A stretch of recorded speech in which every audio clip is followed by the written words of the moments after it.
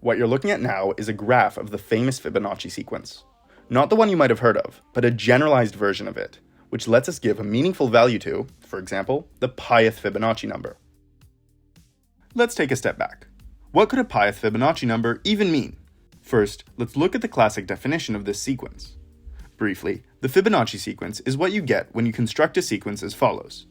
We define the first Fibonacci number to be 1, and the second to also be 1.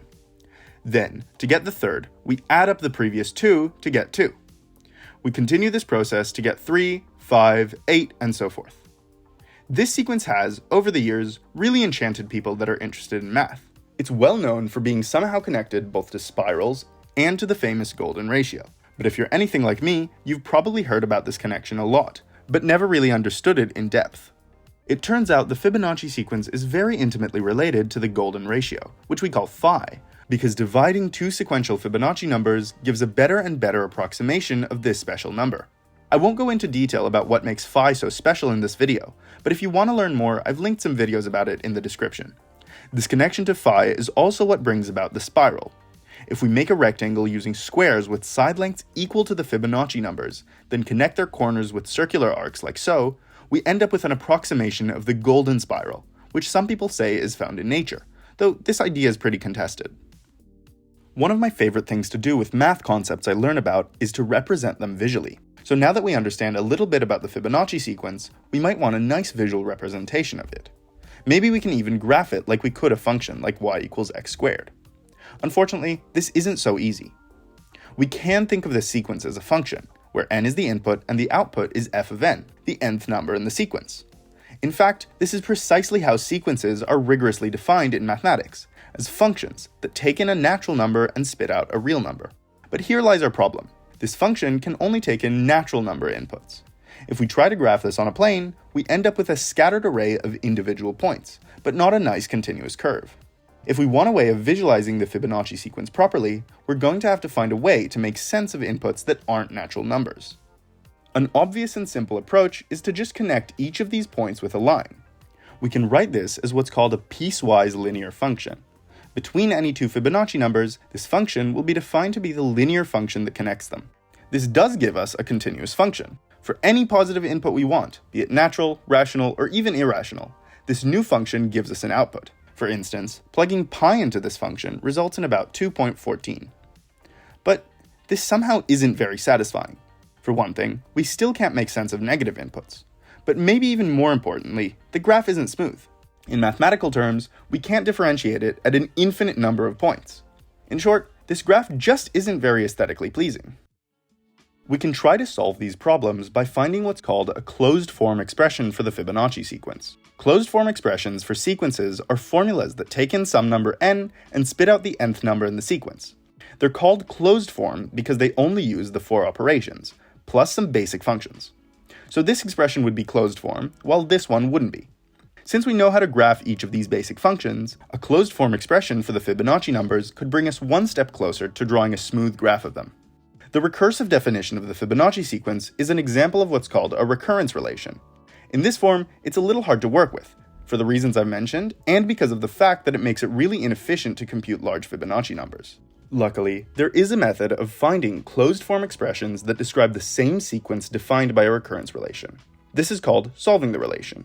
Unfortunately, the theory behind this method is way too long to get into in this video, but I'll now give a general idea of how the process goes, skipping over some of the finer details. We start by poking more or less randomly at the problem. We might venture a guess that the solution will look something like this: an exponential with some unknown base. To calculate what this base has to be, we can see that fn will be alpha to the n, fn minus 1 will be alpha to the n minus 1, and fn minus 2 will be alpha to the n minus 2. We plug these guesses back into the recurrence relation and divide by the common factor, ending up with a simple quadratic equation. But now we run into an issue. The quadratic formula gives us two different solutions to this equation. And even worse, neither one of them actually works as a base for an exponential that finds the Fibonacci numbers. So neither one of these values is the solution to our problem. But here comes a novel idea. What if together they are? Maybe some sort of mixture of the two could give us the correct answer. This mixture idea is what's called a linear combination. We multiply the first solution by some value a, Then add to that the second solution, multiplied by another value b. Once we find the correct values for a and b, this will yield the correct solution. Now our definitions of f1 and f2 come in handy. We end up with a system of two equations to solve for a and b, but I'll leave going through the steps of solving this as an exercise to the viewer. We end up with this nice formula. Dubbed Binet's formula, it's a closed form expression, exactly what we wanted. The first thing we notice about Binet's formula is that it perfectly explains why the ratio of sequential Fibonacci numbers tends to phi. As n gets really big, these parts of the expression become insignificant relative to the massive phi to the n term. This means that as n goes to infinity, the terms in this sequence get very, very close to the terms in the sequence described by phi to the n. Sequential terms in this second sequence will always have a ratio of exactly phi, so the ratio between the Fibonacci numbers will get closer and closer to that as n gets large. The second thing we notice is that this expression looks a lot closer to a function we could graph normally. Trying to plot it on the plane, we get more of the same. The function still only seems to be defined for natural number inputs, and in between them, it just disappears. This is because of this annoying second term, negative 1 over phi to the n. If n isn't a natural number, say 1/2, we can rewrite this as the square root of negative 1 over phi. The problem now becomes clear. When only looking at real numbers, we can't take the square root, or any root for that matter, of a negative number. The solution to this is also clear. We have to leave the world of real numbers and enter that of complex numbers. Without getting too much into it, complex numbers are numbers of the form a plus bi, where a and b are real numbers and I is a new kind of number, an imaginary number.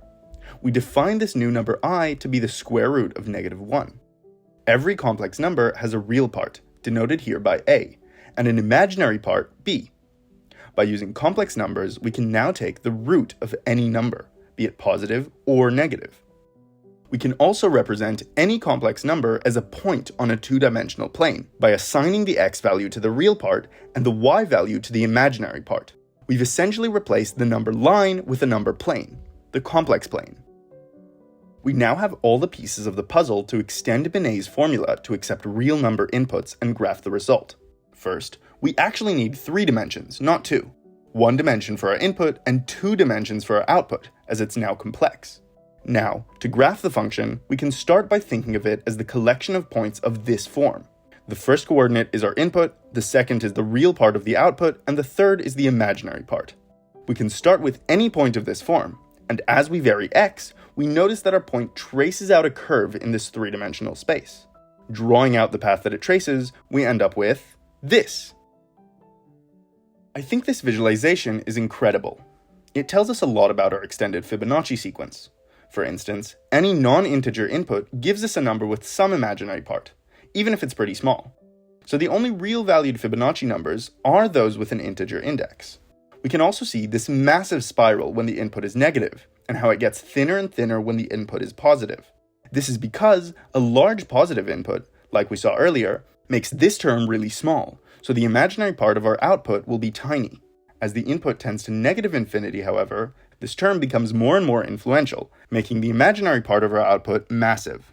On the negative integers, however, the output is still real. In fact, it has this special kind of symmetry with the normal Fibonacci sequence.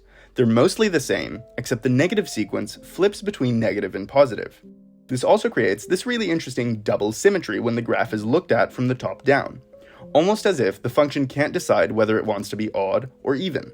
Plugging pi into our new function, we end up with about 2.117 plus 0.042i. Our function shows that this, in a meaningful way, is the pith Fibonacci number. This exercise in generalization really captures a part of what I love about mathematics. You can approach the same problem in many different ways, and on a surface level, they can all be equally as valid as one another. But the distinguishing factor between them ends up being their aesthetic value. We are the ones who decide which approach is more elegant, more beautiful, or more satisfying. In the end, it's that human element that makes math so much more interesting than just plugging numbers into formulas. Thanks for watching. I hope you enjoyed this little adventure into mathematics with me. Till next time, see ya!